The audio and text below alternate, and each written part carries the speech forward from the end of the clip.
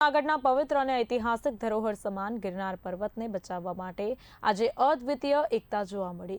વિવિધ સંપ્રદાયના સાધુ સંતો, ધાર્મિક આગેવાનો અને મોટી સંખ્યામાં ભક્તો એક મંચ પર આવ્યા અને એક જ અવાજે ગિરનારના સંરક્ષણ માટે સંદેશ આપ્યો। આ મહારેલી દરમિયાન શહેરના વિવિધ માર્ગો પર ભક્તિ અને એકતાનું અનોખું દ્રશ્ય સર્જાયું। આકાશી દ્રશ્યોમાં સ્પષ્ટ જોવા મળ્યું કે લોકોના વિશાળ જનસેલાબ ઉમટી પડ્યો હતો। ગિરનાર પ્રત્યેની આસ્થા અને પરંપરાને જાળવવા માટે લોકોમાં ભારે ઉત્સાહ જોવા મળ્યો હતો। બાવા સાધુ આ તપ કરે, આવું સાધન આ ખીસી જવા માગે, આવા માણસને આવું કરવું ન જોઈએ। આ બાવાઓના સાધન હું કરવાને અને બે ચડાવને તપ કરવા દો, અહીં આવા સિદ્ધ થાય, ભગવાન એનું અમારા નામ લે। અહીં 12 મહિને ભગવાન 2 ફેરે આવે। આ સરકારને ખબર નથી, આવું કરવાય નહીં। આના જીની આ કર્યું હોય સરકારને પકડી મને હારામાં હારો દંડ દેવો જોઈએ। અમે એમ કહી ભાઈ આવા બાવાઓને જગ્યાઓ જટોમાં બાવાઓને અહીંથી રહેવા દો, તપ કરવા દો, આ દેશમાં હું કરવાને ભજન કરવા દો। ભજન અહીંયા તો આપણે કામ હાલીએ, નકર આ નહીં હાલે। ભજન તો આમાં રહેવા દો, તમારી ભલાઈ આમાં જંગલ ખાતાવાળાઓએ ભલાઈ કહી આ બાવાઓને રહેવા દો, સિદ્ધ થવા દો, તો આ પર્યાવરણ બચીએ। અને કોઈક માણસનો આમાં કંઈક ખરાબ કરી જતા હે તો એ બાવા પકડીને કહે કે ભાઈ આ આમ થાય, આ આમ થાય। આનું આ બધું નિવેદન સારું આપે। ભગવાન જય। તારીખ 23ના રોજ જૂનાગઢ કલેક્ટર ઓફિસે એક આવેદનપત્ર આપવામાં આવ્યું। એનું મુખ્ય કારણ હતું કે ઘણા સમયથી આ ગિરનારમાં અવારનવાર કંઈક ને કંઈક બનાવો બનતા જ રહે છે। એમાંનો એક બનાવ એટલે સીતાવનની નજીકમાં જ 1-2 હજાર વાર જમીન કોઈ ચોક્કસ સમુદાયને આપી દેવામાં આવી।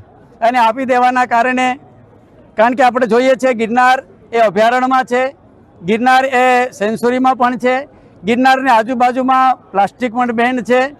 આજુબાજુના ગામડાઓમાં ખેતરોમાં કાંઈ પણ કરવું હોય તો ઘણી બધી મુશ્કેલીઓ પડે છે।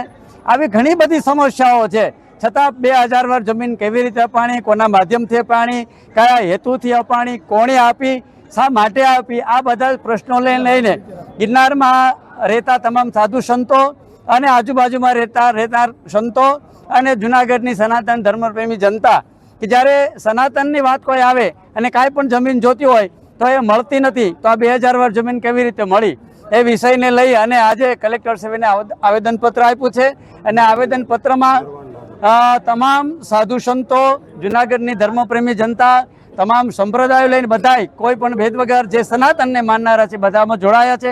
કારણ કે અવારનવાર ઘણા બધા પ્રશ્નો છે, પછી દત્તાત્રેય ભગવાનનો પ્રશ્ન હોય, નિર્માણ લાડુનો પ્રશ્ન હોય, એ કુંડોનો પ્રશ્ન હોય, જંગલનો પ્રશ્ન હોય, ગોરખનાથ ટૂંકનો પ્રશ્ન હોય, આ ઘણા બધા પ્રશ્નો આપણે બધાએ જોયા છે, અવારનવાર બનતા રહે છે। આ બધાનું તાત્કાલિક અમલીકરણ થાય, આ જે સમસ્યાઓ છે એનું નિરાકરણ થાય અને શાંતિથી બધાય જે ધર્મનું જેનું છે એને અમને કોઈ તકલીફ નથી। જ્યાં જૈન ધર્મના લોકો પૂજા કરે છે એના મંદિરોમાં શાંતિથી પૂજા કરે, અમને કોઈ તકલીફ નથી। પૂજા કરે, અર્ચના કરે। આમ આપણે પણ જોયું છે કે આખા ગુજરાતમાં પગે ચાલીને જે જૈન ધર્મના સાધુ સાધ્વીઓ જ્યારે પધારે છે ત્યારે એના સંઘો હોય, પગપાળા ચાલતા હોય, એ બધી જ વ્યવસ્થા સનાતન ધર્મના લોકો કરે જ છે અને કરતા જ રહેવાના છે। કારણ કે અમારા હૃદયમાં તો વસુદેવ કુટુંબની ભાવના રહેલી છે।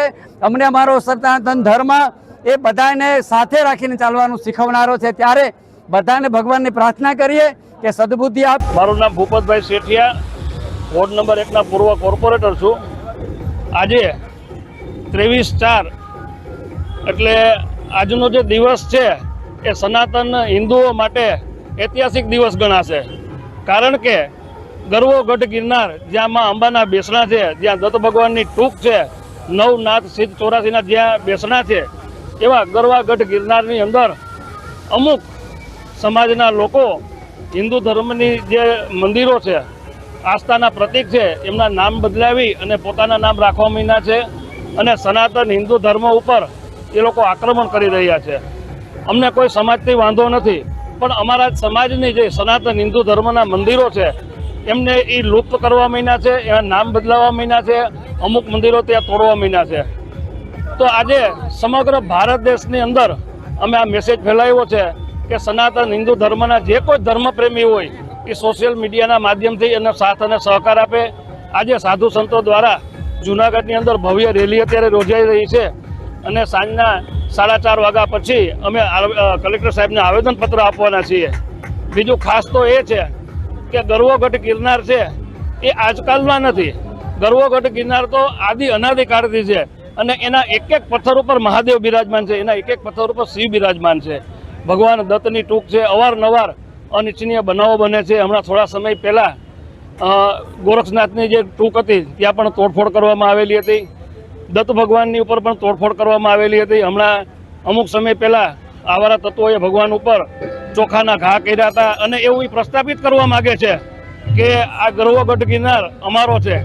પણ તમારી જે સંસ્થામાં જે જગ્યાઓ છે એ જગ્યાને તમે હાચવો, એની પ્રિમાઇસીસમાં રહ્યો અને તમારે જે કાંઈ કરવું હોય એ તમે એમાં કરી શકો. તમારી લીટી લાંબી ન કરો, તમારી લીટી લાંબી કરો, પણ અમારા સનાતન ધર્મની લીટી ઉપર